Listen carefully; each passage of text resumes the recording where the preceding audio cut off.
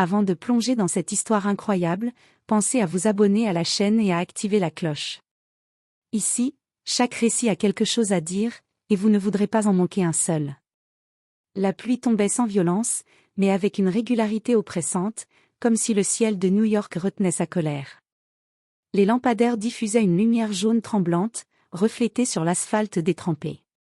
Les klaxons lointains, les sirènes étouffées et le murmure de la ville formaient une symphonie urbaine familière, et pourtant, ce soir-là, quelque chose semblait différent. Jonathan Miller sortit du bâtiment de verre où son nom était gravé en lettres d'acier, Miller Global Investment. À 48 ans, il avait tout ce que l'argent pouvait offrir. Des immeubles, des voitures de luxe, des comptes remplis de zéros.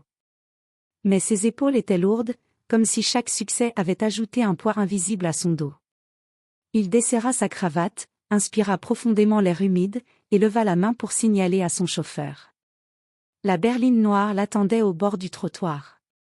Le moteur ronronnait doucement, rassurant, presque hypnotique. Jonathan fit un pas vers la voiture. Puis un frisson le traversa. Une sensation étrange. Comme si quelqu'un l'observait.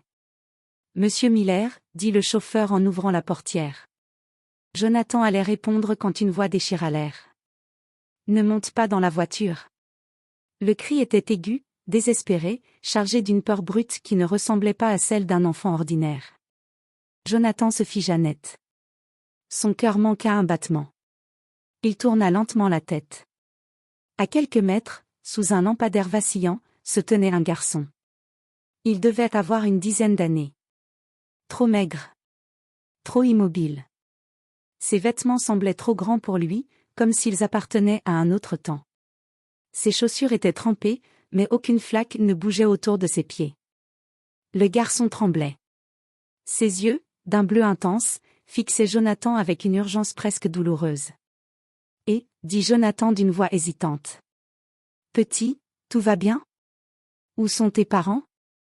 Le garçon ouvrit la bouche, mais aucun son ne sortit. Sa poitrine se soulevait rapidement, comme s'il luttait contre quelque chose d'invisible. Il fit un pas en avant. « S'il te plaît » murmura-t-il enfin. « Si tu montes, tu vas mourir. » Un silence écrasant s'abattit sur la rue. Le chauffeur regarda autour de lui, perplexe. « Monsieur, vous parlez à qui ?» Jonathan sentit son sang se glacer. « Tu ne le vois pas ?» demanda-t-il sans quitter le garçon des yeux. Le garçon leva lentement la main et la pointa vers la voiture. Ses doigts tremblaient. « Pas encore, pas ce soir. » Une rafale de vent traversa la rue. Les lumières clignotèrent. Et soudain, le garçon disparut. Pas de bruit. Pas de course. Pas d'ombre. Il n'était plus là. Jonathan recula d'un pas, la respiration courte. « C'est impossible » murmura-t-il.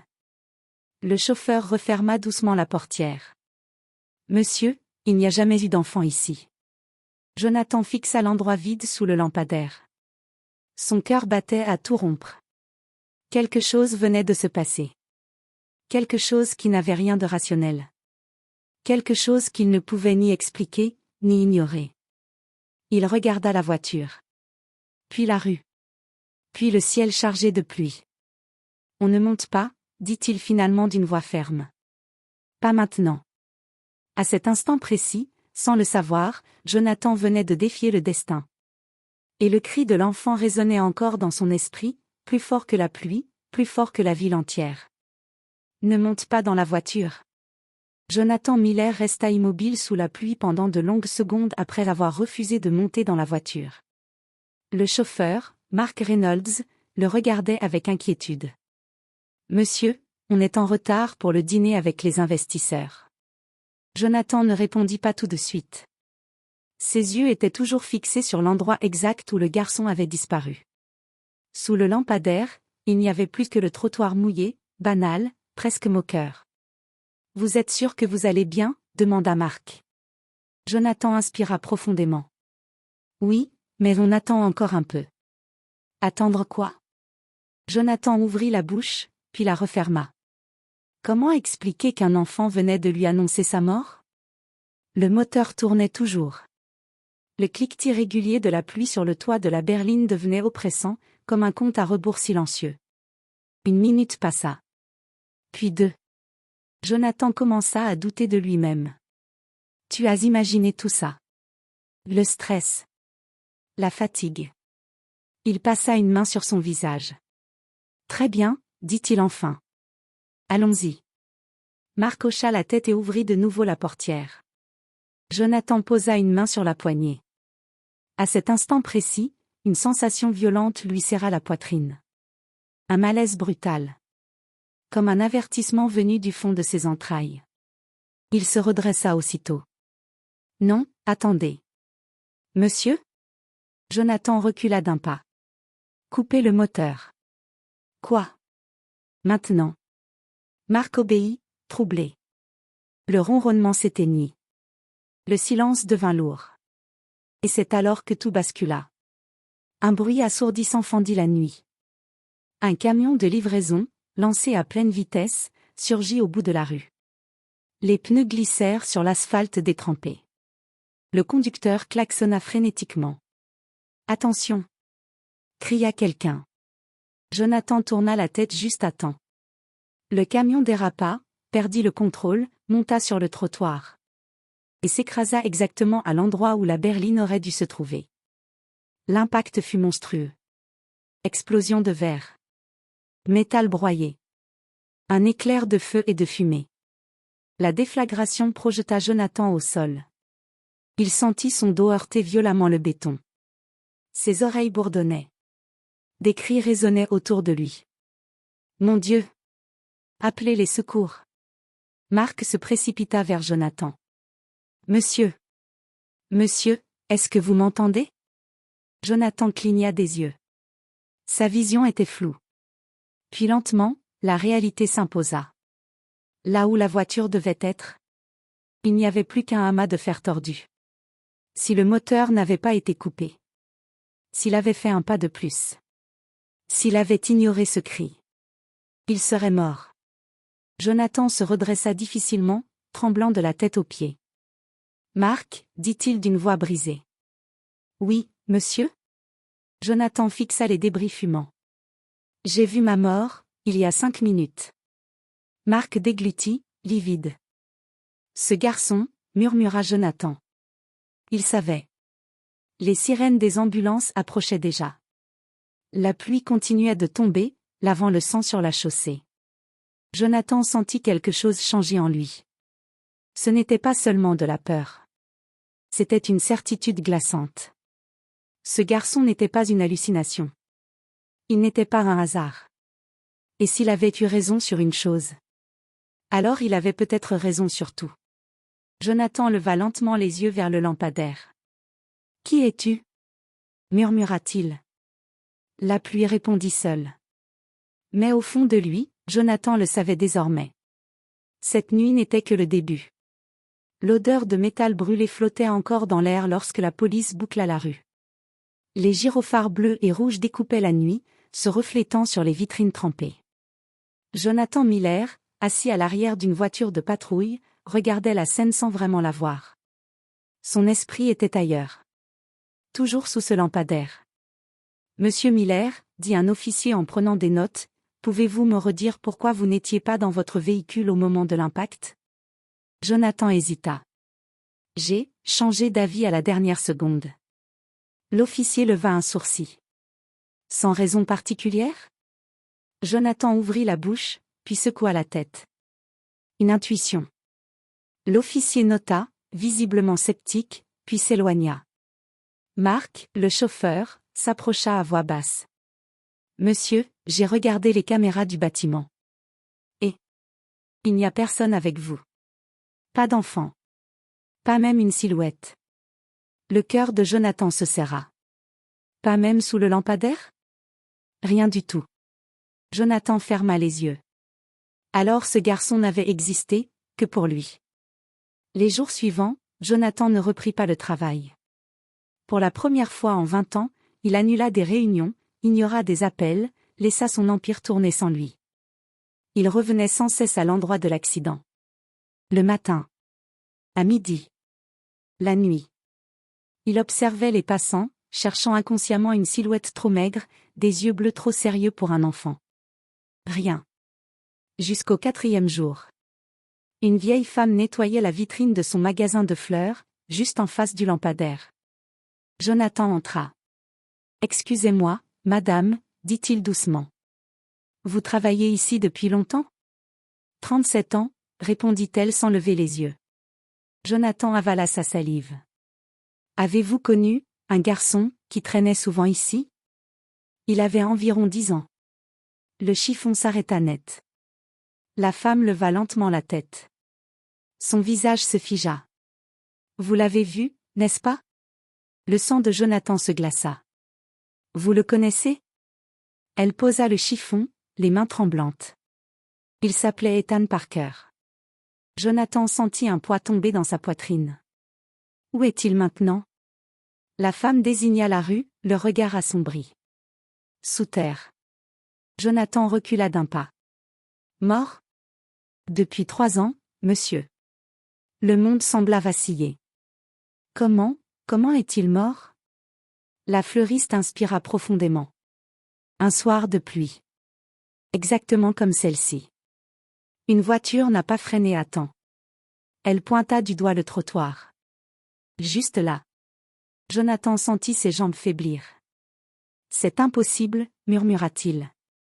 Je lui ai parlé. La fleuriste ouvrit un tiroir sous le comptoir. Elle en sortit une photo ancienne, légèrement froissée. Les gens riches oublient vite, dit-elle. Mais nous, on se souvient. Jonathan prit la photo. Un garçon souriant. Les mêmes yeux bleus. La même mèche rebelle. C'était lui. La photo glissa presque de ses doigts. Pourquoi apparaît-il encore ? Demanda Jonathan d'une voix brisée. La fleuriste hésita. Parce qu'il n'a jamais cessé d'essayer de sauver des gens. Jonathan releva la tête. Sauver des gens ? Avant de mourir, Ethan disait toujours qu'il sentait les accidents avant qu'ils arrivent. Personne ne l'écoutait. Un silence lourd s'installa. Jonathan rendit la photo avec respect. Merci, murmura-t-il. En sortant, il leva les yeux vers le lampadaire. La lumière vacillait légèrement. Jonathan ferma les poings. Ce garçon n'était pas revenu pour effrayer. Il était revenu pour prévenir. Et s'il était apparu à lui ? Ce n'était sûrement pas un hasard. Ce soir-là, pour la première fois de sa vie, Jonathan Miller, millionnaire rationnel et calculateur, se posa une question qui changeait tout. Et si certains morts refusaient de se taire, tant qu'ils n'avaient pas sauvé assez de vivants ? Jonathan Miller n'aurait jamais cru que le cœur de son empire, une tour de verre, d'acier et de silence, deviendrait un lieu de tourment. Pourtant, ce matin-là, assis seul dans son bureau au 50e étage, il fixait la photo d'Ethan Parker posée sur son bureau comme on regarde un fantôme. Les chiffres défilaient sur ses écrans. Les marchés montaient. Les profits explosaient. Mais Jonathan n'en avait rien à faire. Il entendait encore la voix de la fleuriste. Il n'a jamais cessé d'essayer de sauver des gens. Jonathan ferma les yeux. Il devait comprendre. Grâce à un détective privé, Jonathan obtint une adresse dans le Bronx. Un immeuble ancien, aux murs fatigués, loin de l'univers luxueux auquel il était habitué. Il monta lentement les escaliers. Chaque marche résonnait comme un avertissement. Il frappa. Après quelques secondes, une femme ouvrit la porte. Elle avait le visage marqué par la vie, les yeux rougis par un chagrin ancien qui ne cicatrise jamais. « Sarah Parker ?» demanda Jonathan doucement. Elle hocha la tête, méfiante. « Qui êtes-vous » Jonathan inspira profondément. « Je m'appelle Jonathan Miller. Votre fils m'a sauvé la vie. » Le silence tomba brutalement. « Mon fils est mort » dit-elle d'une voix cassée. « Je le sais » répondit Jonathan. « C'est pour ça que je suis là. » Elle le fixa longuement, puis s'écarta lentement. « Entrez. » La chambre d'Ethan n'avait pas changé. Un lit trop petit. Des dessins au mur. Des voitures crayonnées en rouge. Jonathan sentit sa gorge se serrer. Ethan parlait souvent d'accidents, dit Sarah en s'asseyant. Il disait qu'il les voyait avant qu'ils arrivent. Vous l'avez cru?